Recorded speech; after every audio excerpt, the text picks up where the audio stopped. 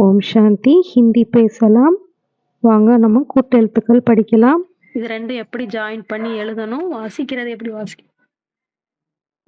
இப்போ இந்த பாதி முதல்ல இந்த எழுத்து தானே வருது, அப்போ இதை எழுத்த அப்படி எழுதிக்கணும்.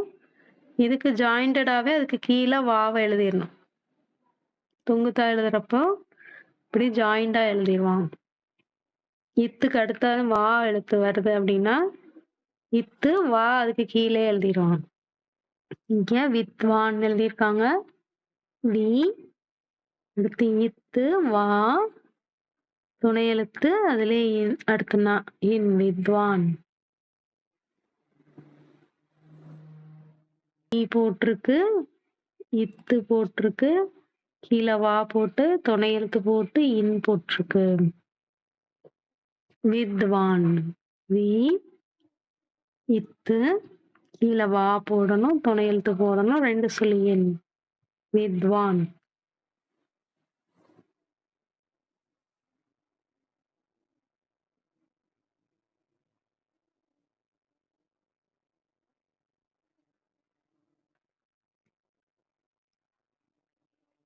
முட்டை போட்டு ஈ போடுறதால பாதி எழுத்து. அதுக்கப்புறம் அதுக்கு அடுத்து யா எழுத்து வருதுன்னா எப்படி எழுதணும், இத்து இப்படி போட்டு பக்கத்துலயும் யா எழுதிடுவாங்க. இப்போ ம இத்திய அப்படின்னு வேர்டு கொடுத்துருக்காங்க. மத்திய, மத்தியனா நடுவில் அப்படின்னு அர்த்தம். சென்டர், மத்திய.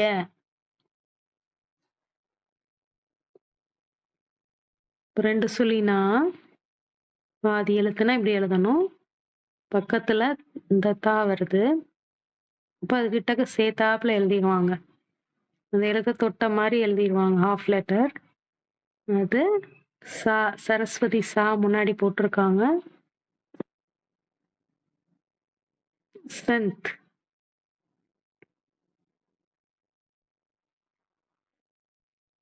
சந்த்னா நல்லோர்கள், நல்லவங்கன்னு சொல்றதுக்கு சந்த்.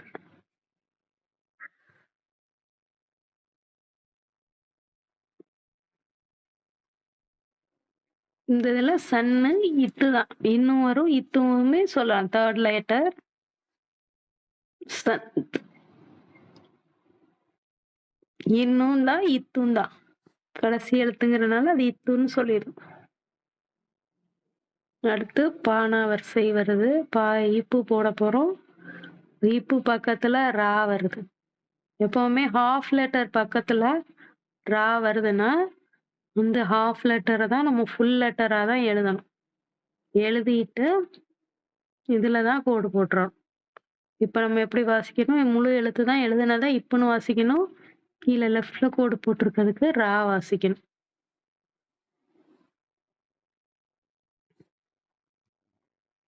இப்ப இங்க என்ன இருக்கு, பிரதிமா.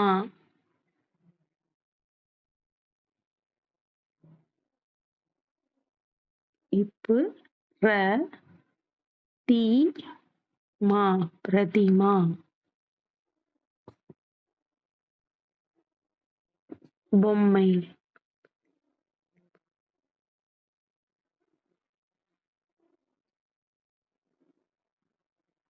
அடுத்தது இப்பு. பானாவுல பாதி எழுத்துக்கு எப்படி எழுதணும், இவ்வளவு மட்டும்தான் எழுதுவோம். அடுத்து யா பக்கத்துல வருது. இப்ப இதோட அப்படி சேர்த்து வந்துரும்.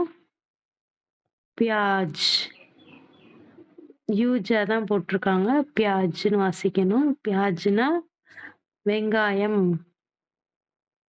பியாஜ் வெங்காயம்.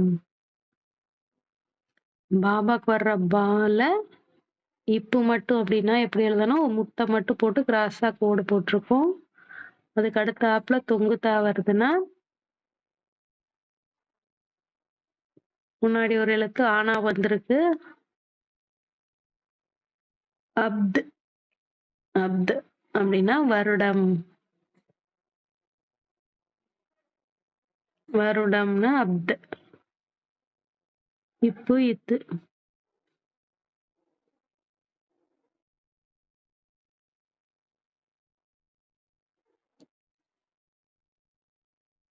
அடுத்து பாபாக்கு வர்ற பால பாதி எழுத்து பக்கத்துல ராணா வருது. இப்போ ரா வருதுனாலே அர்த்தம் என்ன செய்யணும்? இந்த எழுத்த தான் முழுசா எழுதிடணும். இப்போ பாபாக்கு வர்ற பா முழுசா எழுதிட்டு லெஃப்ட்ல கோடு போட்டோம்னா இப்பு ர அப்படின்னு மீனிங். இப்போ பிரம்மா அப்படிங்கிறத எழுதி காட்டியிருக்காங்க. இப்பு ரா வர்ற எழுத்தை எப்படி எழுதணும்? பாபாக்கு வர்ற பா முழுசா எழுதி லெஃப்ட்ல கோடு போட்டுட்டு ஹனுமன் ஹா அடுத்து அதுலயே மா எழுதுறாங்க. பிரம்மா.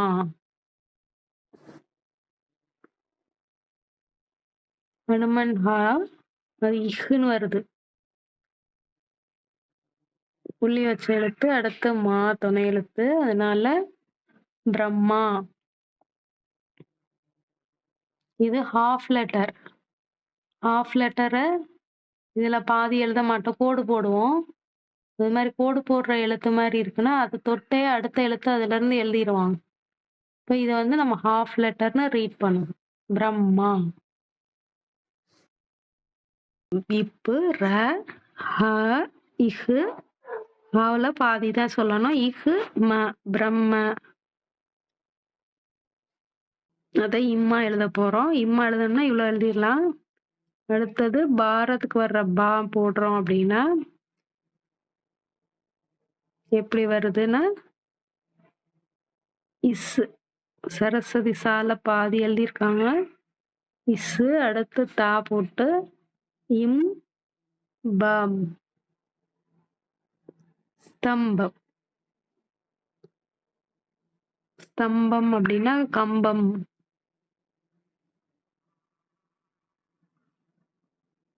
இஸ் த இம் ப ஸ்தம்ப. ஸ்தம்பன கம்பம். ஸ்தம்ப.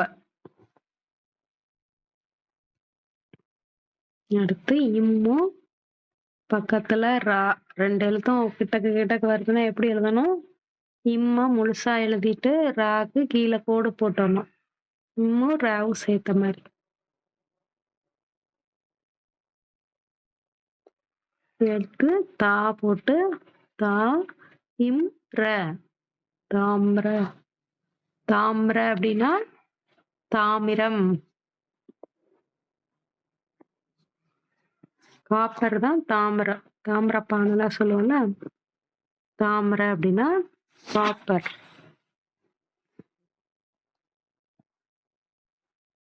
சன்யுக்தாக்ஷர் கூட்டெழுத்துக்கள் எல்லாத்தையுமே எழுதி பாருங்க.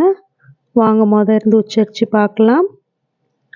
அறிஞன் வித்வான். வித்வான் தான் அறிஞன். மத்திய. மத்தியனா நடுவில். சந்த்.